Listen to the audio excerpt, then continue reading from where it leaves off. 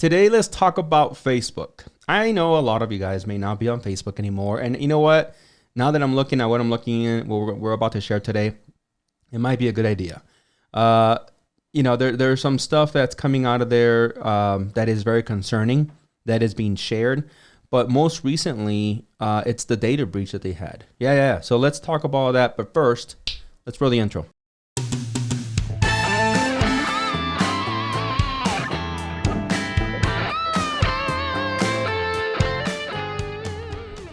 All right. So we're back here, Josh and I, to do our Monday show. Listen, it's been a little bit of a slow news day, but the stories that we found today are coming from Facebook. And, it's like I was saying, maybe it's time for all of us to move off that damn platform. But first, let me share this TikTok video that I came across. I want to have Josh blind react to it and see what you guys think. There. Let's see. That road down the highway, right in front of the beach. Yeah. Or, the water. 68 or something, I forget which one. But I know what you're talking about. Yeah. I don't know why I found that so fucking hilarious, man. Like the mom's expression, like the disappointment, that expression that moms give sometimes. Look at that expression. That is the expression of a mother that's like, that came out of me. I don't know. Like I thought, and now if you play in reverse, it looks even gross. But that is some talent, man. Like you've never had too much something in your mouth, and it just no pun intended here. And it just like look at that. That girl is so happy, so proud of herself. It's just like this. Anyways, I just found it. I saw it. I'm like, oh man, I want to see what Josh thinks. Wow. Yeah, no, I know. But someone told me on Facebook, like, I'm sorry, not on Facebook. But someone told me over a DM that maybe we should start our shows with something that's a little lighthearted because they're like, damn, JT, you're always covering like really, heavy-hearted topics, which is good. It's information that we want to know, but you always leave your show feeling dreadful. Like at least start them on a high note. I'm like, all right, I'll try it. I mean, whatever. I'm always open to ideas and, and suggestions. But anyways, that was our first attempt. And I find it interesting. When I find those clips, I'm not going to tell you. I'm just going to have you have a natural reaction to them. What do you say? Yeah, sounds good to me. Yeah. So I'm skipping ahead here. But yes, as you guys can see here, the title, for those of you guys listening on the podcast, human smugglers use Facebook to connect with migrants and spread false hope of reaching the U.S. So we're going to open with this article, but since we're here already, as you guys know, we've been covering, everything that's happening at the border often here, the last few shows, in fact. And that is because, at least in my opinion, right, I think it is a crisis, right? We already discussed why it has become a crisis, but of course, many different outlets, and no, they're not right-leaning, just now it looks like it's just spreading out there. This is, I believe, NBC, right? They're even saying, hey, listen, stuff like this is spreading even on different platforms. Now, smugglers, right, are using Facebook. Now, it's not new, right? So the article goes on to say human smugglers are openly advertising their services on Facebook, falsely telling Central Americans interested in crossing illegally into the United States that they can promise a, quote, 100% safe journey. Now, that is baloney. Right, I can tell you firsthand, I have heard just horrific stories. Okay, not in the media, just from people that I know. Right, from I don't know. I just put out there from acquaintances. Right, and they have shared, man, stuff like doors being knocked in the middle of the night because people are running. You hear like random gunshots in the distance.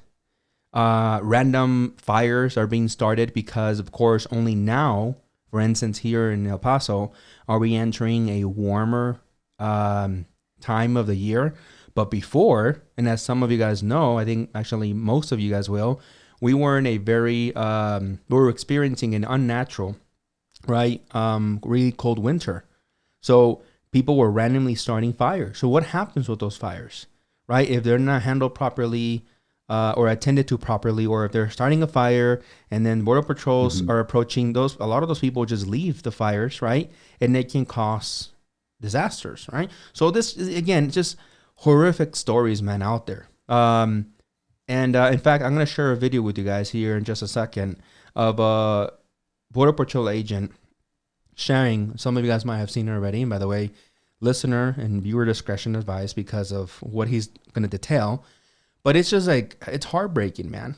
Right. And now it appears that a lot of these traffickers are openly doing it on Facebook because they know that there's really not going to be any kind of backlash. Right. So the article added that while the use of social media by smugglers is not new, the practice is growing, fueling false hope as more migrants fall prey to misinformation about how the Biden administration will welcome them, according to the Department of Homeland Security officials, immigration experts, and lawyers. They went on to say that travel to Mexico to the United States costs $8,000, 100% safe, reads a recent post written in Spanish. Now, the following translation is also kind of funky because it's being translated. But I guess it also added that cross through Matamoros. You walk 1 hour after in automobile until you arrive to your relative. Again, it's a translation, right? But as you get the gist, essentially the post is saying, hey, bring us $8,000, because it's not pesos. Trust me. It's not pesos. They're not charging $300 or $400, whatever that translates, right? Depending on the exchange rate. To cross somebody, they're charging $8,000 for a quote 100% safe travel, and then essentially 1 hour, and then after being in a vehicle or something, you arrive to your relative, meaning you arrive to wherever you're going. The Spanish language posts identified by NBC News were found on a public Facebook pages with names like migrants from various countries in Mexico and migrants in the Mexico-USA border awaiting hearing. So, this is going to continue to grow and to become a bigger problem, right? And again, now it's very openly being advertised, right? Now, why is that? Because of, what has been happening will continue to happen. I'm not sure, Josh, did you see that video of these two smugglers just dropping little children like on a wall? Yeah. Dude.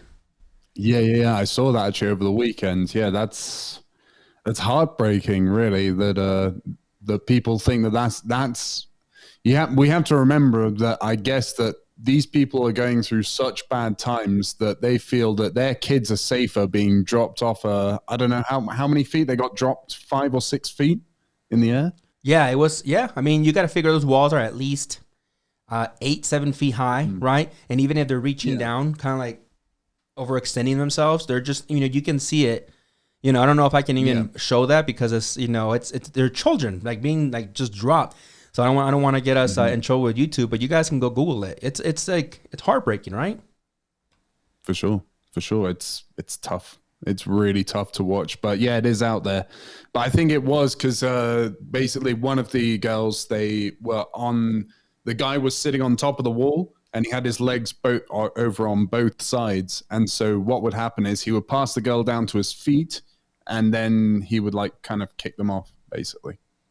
Yeah. Once we're done with the recording and post, I'll Google the rules of YouTube and maybe I'll add it somewhere, here. But yeah, man, it's serious. Those are two little toddlers. Like we're not even talking about teenagers, or even 9 or 10-year-old kids, preteens. No, we're talking about. I heard, maybe I'm wrong, but I heard like one of them was as young as 2 years. Like, and they dropped them. They left them, by the way, for those of you guys listening. On the podcast, and they just, the Border Patrol, because they had these like night vision cameras recording the whole thing. They just, the smugglers essentially jumped back to Mexico and then just ran. Why? Because they know that we have those current policies, right? That if the child is found by themselves, the Border Patrol has to take them into custody and then house them, right? Right. Yeah, I think whether they are 2 years old or not, it doesn't even come into it because it's so believable. You would believe that, right? If someone said they were 2 years old, yeah, sure, I'd believe that. Yeah, yeah, it's Sadly believe.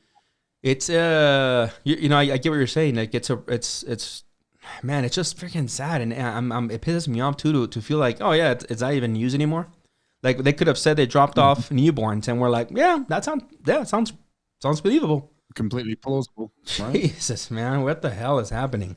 Let's go back to the article real quick to highlight a couple things that I also want to touch on. So on here, it says that the Department of Homeland Security, which monitors social media posts by potential immigrants, believes the misinformation spread by smugglers partly to blame for the recent surge at the border, said the official familiar with the department's intelligence about the topic. An apparent smuggler posts a picture of a family with luggage wearing masks and sitting together on what appears to be a plane. Make your dream a reality. Jesus Christ. It's almost like they're advertising, like, you know, like, I don't know, like something you would see on TV. Right? Yeah. You know, they're like, they have a marketing team. You know, Sandra, are those pictures ready? We're working on it, boss. Okay, we're working on it. We're getting a couple people. We're going to take the camera out today. Jesus. So make your dream a reality. In the United States, we are here to help you. The caption reads, yeah, for $8,000. Yeah. Jeez. Wow. The journey is safe and reliable, and the price is $4,500 leaving from Monterrey to San Antonio, Texas. Oh, this one's cheaper. This one's half the price. What a bargain. You know, $4,500. Sweet. That spring break you've been looking for, you know? Yeah, get it in, you know, but while seats last. In some cases, negotiations take place after the initial pleas for help from migrants looking for ways to cross the border. Someone helped me go to the United States, a person posted on one of the Facebook groups. So listen, this is something else that it just sparked a conversation that I can recall that I had recently with someone, and that is after some of these people sign up for these deals, right? And yes, sarcasm. They will change the pricing, right? So, they'll, you know, these smugglers will come up with like, oh, you know what, dude, you know, they'll tell these migrants, right? Like, things got complicated. It's more dangerous for us. You can either wait a few months and when, you know, we'll honor the price, which of course there's no contracts and something like that, right? Just come find me again. But we'll hold on to the, you know, the money you already put down. Or if you can come up with another $2,000, I'm willing to have my coyote risk his life to cross you. You have to understand that things at the border just got more aggressive or something like that, right? You know, it's all a scam, right? It's all a way to get more money from these migrants, because what happens, I've also heard, is that you have a lot of people that are in you know, waiting to cross, that actually have a few family members here in the US and any of the states, right? And they'll send them money to literally cross them over, right? So you know what I'm saying? So the smugglers know that. So like, hey, tell your tia, your tío, your mom, your dad, whatever, your family member, your friend over in the States to send you another $1,000, right? And a lot of the times what happens is people on this side, meaning in the US, they're so desperate to get their family member across that they'll start collecting money, right? Doing whatever they need to do to send those extra $1,000, $2,000 to just tip that, you know, much more to these coyotes. So that's what this article is referencing here. Now, the last thing that I want to touch on here is, you know, something else that I found that kind of goes with what I'm saying, by the way. It's ready. $3,000 to arrive at the line. $6,000 to jump to your destination. Whatever state, pay when your relatives receive you, an apparent smuggler wrote, which is also something that it's not written for people to feel safe. It's written in saying, if your relatives can't pay us, then guess what? They won't be receiving you. There are stories of smugglers or these coyotes essentially just, as soon as they don't hear back that these wire transfers or this money hasn't arrived, they'll just leave those people out there in the middle of the desert, right, to fend for themselves. And that's how you find so many people out there. Essentially, you know, they either starved, or they either, you know, they died, or they were attacked by, you know, by actual animals. I mean, it's just a variation of things. All right, so we had finished recording, and then I forgot that I was going to show you guys this video. So let me I'm going to cut it in somewhere because it's something that at least I feel it might be eye-opening to what we were referencing, about the border crisis. So let's go to that video real quick, right? Again, listener discretion. They use the 4-letter R word. And I may or may not bleep it. I don't know. We'll see. But here it is. As a Border Patrol agent, I didn't sign up for this. I have kids of my own. And then you hear the other stories. About a month and a half ago, I was back here talking to one of the little girls. And I told the congressional delegation the same thing, right? We were going to send her to the hospital. And as I got closer to her, I noticed that she couldn't speak. And I asked the medical staff what happened. And the reason she was going to the hospital because she had gotten gang raped. And the reason that she couldn't speak was because she had lost her voice in the process while she was getting raped. Those things hit hard. I'm a Border Patrol agent, yes I am, but I'm also a father. And it hurts because my daughter is near the age of that little girl that I was talking to, that she was going to be sent to the hospital to get checked because she had been raped. And those are some of the stories that we hear. So yeah, that I'm sure if you guys checked on the video, it was on Donna, Texas, right, which is a border town, a border location. And again, man, it's heartbreaking, because that is some of the reality that is happening out there, and it's very real, right? It's not a joke.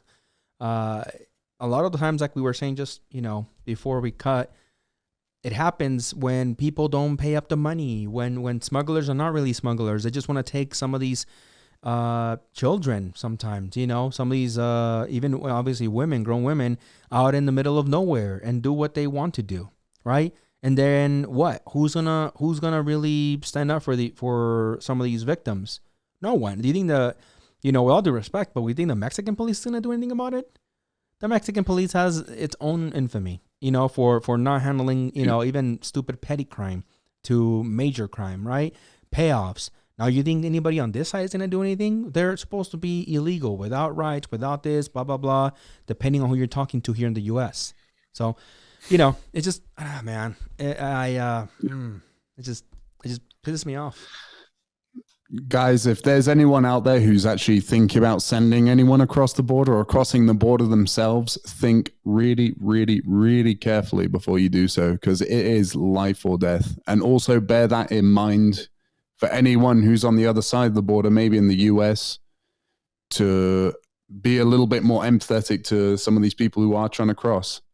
They're not trying to cross to be on benefits. I don't think anyone would risk their lives to live off a taxpayer for the rest of their life. They're in most cases moving there to try and better their lives.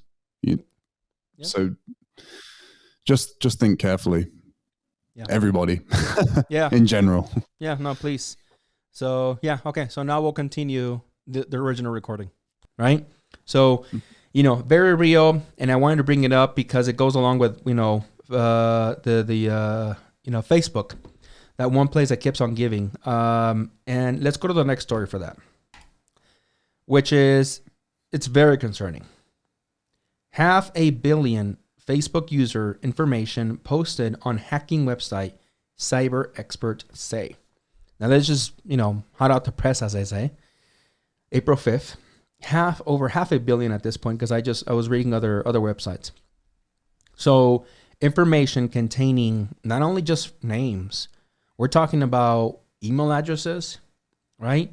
Phone numbers, and even your, how the Facebook has that status, right? Also, right? So leak. So the article says the personal information of about 500 million users, including their phone numbers, have been posted to a website used by hackers, cybersecurity experts say.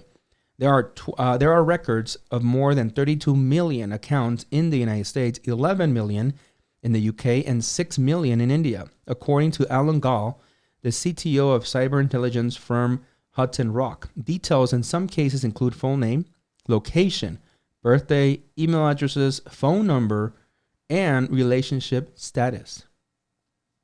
So, is this information that was out there already anyways? Yes. Right? Is this information that can be scraped? There are things called scrapers, right? That many people implement. I know a couple companies that use those to scrape certain websites of information. Websites like LinkedIn, right? To get more information, and they usually use it to do what's called targeted marketing, right? Now, what happens when you have a leak, on the other hand, a breach, where you have essentially millions of records at your fingertips for maybe either pennies on the dollar or just free? That is different. You can do much more than just marketing, right? When scrapers are implemented on the internet, for those of you guys that are not familiar, they take weeks to scrape. And a lot of the times the algorithm, or even the layouts change rather. Not the algorithm, the layout changes. So the scrapers have to be updated. It's a real pain in the ass. Again, I've known companies to use them. Whether or not they're against the terms of service of certain websites, they're used, right? And they're used for targeted marketing, for the purpose of getting you to buy their products. A breach like this, it's a little different, right? Because now we're including what's called a PPI, right? Which is more sensitive information. Things like birthdays, a lot of the times here in the US, at least, I don't know about the UK. I actually know in the UK as well, you have certain laws that are meant to protect, right, the privacy of its citizens, right? And a lot of companies get fined millions of dollars. It has happened already, right? For using this information without consent. So when this information is just out there available for hackers, again, it's not for marketing. It's for purposes of maybe even, I heard someone comment that it could be used to, an example, impersonate you, right? If they have your birthday, what do they usually ask you when you, first of all, yes, maybe, by the way, Social Security and stuff like that here in the US. But commonly, as long as you identify with your birthday and your full name and your address, many services, they accept that as identifiers to give out more information. Not everybody requests, last 4 digits of your Social Security or something like that. You see what I'm saying? So yeah, for sure. Yeah, actually, it got me interested to see how many is 32 million accounts in the US. And it turns out, I looked up the population, how many of the population have Facebook. Do you know how much it is? No. 2.7 billion people now have Facebook. That's just about almost a quarter, or over a quarter of the world's population. Wow. That's nuts, right? That is nuts. That is crazy. Yeah. Wow. So there you have it. Facebook, I will say that is one of those platforms, right? As I think everybody knows at this point. And for those of you guys listening that maybe were born probably after the 2000s, maybe 2005, 2007, there was such a thing called MySpace, which Facebook essentially, took out a commission, much like Netflix did to Blockbuster. And, it was one of those things that, Facebook is just, it's more intuitive, user-friendly, blah, blah, blah, blah, blah. I think for a long time, right, Facebook, has had the crown for being that application that, it's been out there for so long and they've always improved. And then they bought other companies like Instagram and WhatsApp. And it's like, they're always looking out for the user and make, connect you, faster. I personally feel that it has become nothing more than a application used for the means of making money. Is maybe no longer what some people have seen, like the I think it's called the Network or whatever, that movie called with JTH. Yeah, there you go. Right, where it was about connecting, and there's even that whole line about like people in third world countries having Facebook, and it's so big. I think it's past that, and it has only become a place for that company, Facebook, to make money, right? Selling your data. They have just so much data on people. It's just like an obscene amount of data, right? And I think this was inevitable. This is there's no way for me to factually say this, but I mean, you tell me. I don't feel like this is the first time this has happened. Well, I think Facebook has now essentially made the ultimate marketing machine. How many times do you look at videos and then there's an ad and then there's another ad? They saw that you look for this, there's this, there's this. So Facebook is making so much money from every company, spending money with them, spending money just to be more popular, I guess you could say. Like, how many times have we seen products where like, oh yeah, that's cool. Oh yeah, that's all right. That's all right. $5, sweet. I'll take one of those. Or how many Amazon ads do you see now that are shown in Facebook just because you were looking up something on Amazon earlier that day? Yeah. It's crazy. And I mean, we could go into a whole conspiracy about it of like how you had to be careful with your, like, if you look on your phone, like, do you want to allow access to your microphone at all times or access to your location at all times?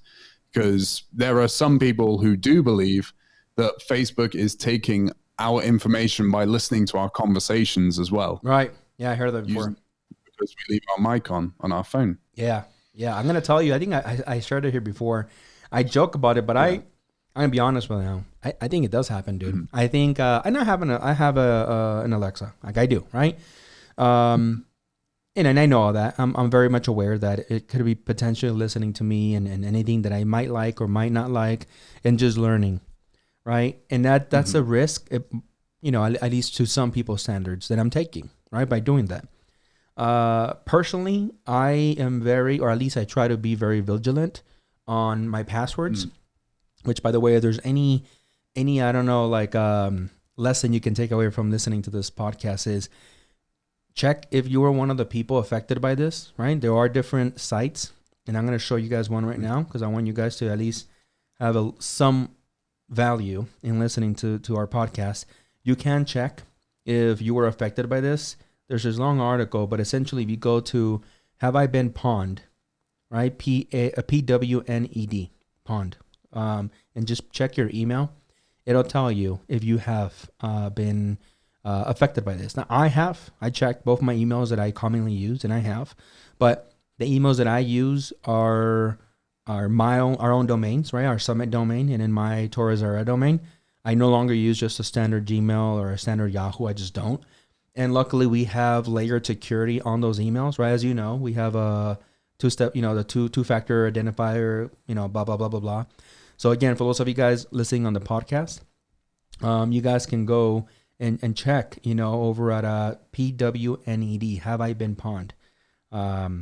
And see if you have for some reason one of your emails that you feel that might have been affected. So have I been pawn.com's pawn spelled PWNED, and just enter your email address and see if it comes up. It'll tell you right away. Oh no, an example if you have. And this is the website that you might have been affected by, because they keep a tab on a lot of websites that have had any kind of like breaches in data. So, it's there for you guys. Check it out. It's a shame that we've gotten to the point where, our data is basically being sold and resold God knows how many times.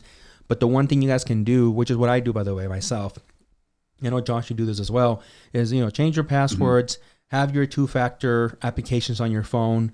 All my stuff that I have, okay, you need my phone, because if you want to check my cameras, it's going to require you a password. Even if you log in, refresh the page, boom, 2FA. I have that on my emails. I have that on pretty much everything. And for some of them, by the way, things that I feel like it's very sensitive, I'll have a two-factor, right? They have a text message or a call that they have to call me, right? On my cell phone, right? So it's just one of those things that you can do, right? Because you just never know who has your email and who, they might need to or want to rather impersonate you and steal your identity, right? Our information is already out there. I don't think you should really freak out too much over somebody knowing your birthday or somebody knowing your email address or your location. Really worry about banks not verifying when something is, a check is presented at the teller or someone calls. At least for my banks, I have a couple. All my banks, right? I have asked them, and it's on record. And I called in to the teller, right, when I first opened these bank accounts, and I tell them to put these notes on there and saying things like, if there's any check cash over $200, I need to be called. Okay, otherwise it's not authorized, right? So it's just those little things you guys can do, right? Work with whoever has your money. Really is who you're more concerned with. I have money in different institutions, and all of them have a 2FA if I want to check my bank account over my own cell phone or my websites. And if there's any money coming out, I get alerts, right? And it's not because I'm trying to be controlling or anything like this, because if any of my credit cards, go over $20 and any kind of spend, I need to get a notification, period. Mm-hmm. Right. Exactly. So, right. It's just one of those things you can do to protect yourself and your money and your interests. Right. Absolutely. It's something you have to do. In fact, funny you should mention that. A friend of mine, he had his account hacked into and he lost, $400, I think it was $400, $450. When you don't have a stable job like this particular friend doesn't have, I mean, that sucks. I mean, it sucks anyway. If you lose $450, no matter how much you earn, that always sucks. And now he has to wait around 30 days for the bank to be able to reimburse him. So what does he have to do in that time? Well, there's not much he can do, Yeah, and a lot of times those banks are not even helpful, right? They're like, oh, well, we'll look into it. We'll do this. We'll do that, right? Exactly. I mean, like, particularly here in Mexico where there's a lot of fraud, or people trying to, rip people off, then yeah, it's a long bureaucratic nonsense process you have to go through to be able to get your money back because you've been robbed. And going back to what you were saying before, it's like, I'd recommend, we're not sponsored, but if you want to, please do. Duo Mobile is a really good app for two-step authentication. So, yeah, if you are listening, Duo Mobile, we recommend you. We love you. Please sponsor us. And wink, yeah. Sponsor us, yeah. Or any of those applications out there. I know a lot of people have preferences based on branding or whatever. Just get yourself a 2FA application. Is it a pain in the butt? Yes. I had a conversation a long time ago with a buddy of mine who was like, yeah, but I don't want to be, bothered, and I don't know where my phone is, and sometimes I don't charge it. I'm like, dude, then you're just being lazy. Come on. Like, all these security measures are there in place for people that want to be proactive, right? So I'm sorry. I don't mean to offend anybody, but if you're one of those people that are like, yeah, but what if I don't charge my phone, then I can't get in? Yeah, that's kind of how it works. Like, but it's for your security, right? Exactly. So it's like that, or you could potentially lose a lot of your information if you have to start all your internet life, to put it one way, from zero. Exactly. And then if, at least here in the States, someone gets a hold of stuff like your credit cards, right? I know there's a lot of countries that still move around a lot with actual currency, paper currency. But in the States, I think it's the opposite. I think most people move around with credit cards, digital currency. So what happens if someone just opens up a credit card, right? Or I don't know if you've ever seen those like random videos of like people that work in drive-thrus that literally take credit cards and like, oh, the machine here is not working. I'm going to use the one in the back. And they'll like take a picture of your credit card, right? And then they have that information now and they can impersonate you and stuff like that. So, again, those are just extra steps, right? Again, implement things like in your credit cards. Hopefully they have them. All mine do. Where you have things like, hey, if I spend more than $20, send me a notification text. There's a lot of times, by the way, where it might not even be fraud, but you'll have companies charge you like this random fees, and you're like, what the hell is this for? Or subscriptions. Those are killers for bank accounts, right? And you're like, oh damn, I subscribed to that stupid game like 2 years ago or a year ago or whatever it is, and now this renewal came up, and I don't want to pay the $6.99 again. All my stuff, man, all have those alerts and stuff like that. Where if I get a notification, oh, let's just say something renews for even for $1.99, then I'm like, I don't even need this stupid application anymore.